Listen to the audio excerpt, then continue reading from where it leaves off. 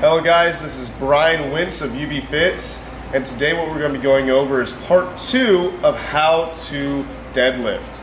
Today we're going to be going over rounded shoulders issues as well as ankle eversion issues.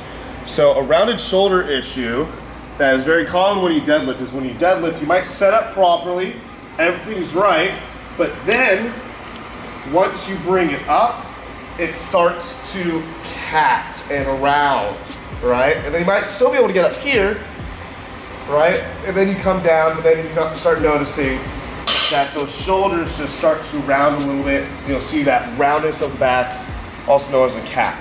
So I already made a couple videos on how to do some strengthening exercises as well as some muscles to foam roll. So just look back at my videos in the description box down below of how to improve your bench press and how to do more pull-ups. And you'll see some exercises for that. However, I will show you a thoracic mobility stretch that you can do prior to your deadlifts or other upper body exercises that involve the thoracic spine.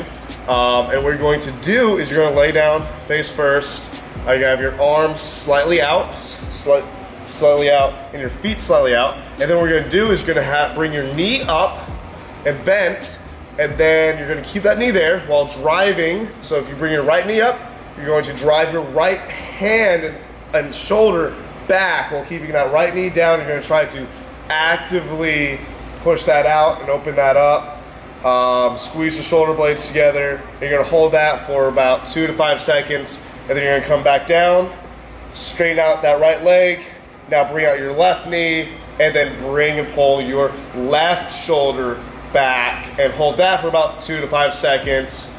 Go back and you'll do that for about 5 reps each side. Don't hold that stretch for too long and just switch off and on between them, and that will be your thoracic mobility stretch prior to your lifts. So now we're going to go over ankle eversions, and that's going to be a very common issue when it comes to deadlifts. So what that is, if you notice my ankles, when I deadlift, you gotta get my setup might be right, but then when I come up, you might notice my ankles inverting or coming in, and when I go down, right? So that's one reason why I'll say try to push those knees into your forearms, and that kind of helps keep them locked in. Another tip is to actively try to grip the floor with your feet. But even if those aren't good enough, there are still some things you can do. So this is the order I want you to do when you're working on your ankle if you have this issue. So first, you're going to do SMR, self-manufactured release, or foam rolling. So you're gonna foam roll your calf, your lateral calf, as well as you get a golf ball or a cross ball and step on it on the inside of your arch.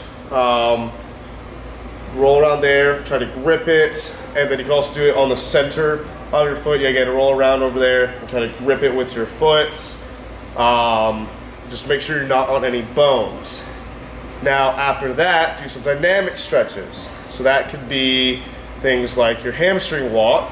You're gonna make sure that, one, you put pressure on your heel, and then you drive your hip back, and make sure don't let your toe point down, especially we're trying to focus on the ankle. We're trying to point our toe up, and then we just hold that for a couple seconds, then we step up, and then we walk forward, or we just do it in one position, and we just alternate. Don't hold it for too long, and just try to actively point that toe towards you, which is called dorsiflexion. Another one is an inchworm. With this, it's kind of like push-up position into downward dog. You just got to make sure that you keep your legs straight when you do this. You don't have to bring your feet all the way up to your hands. Just bring it as close to your hands as possible, keeping your legs straight. Try to actively drive those heels to the floor, and then just walk out. Probably do that for about 10 reps if you can, if you don't get too tired off that. Another one could just be even like a downward dog, and then alternating which leg to bend, which leg to straighten, so on and so forth.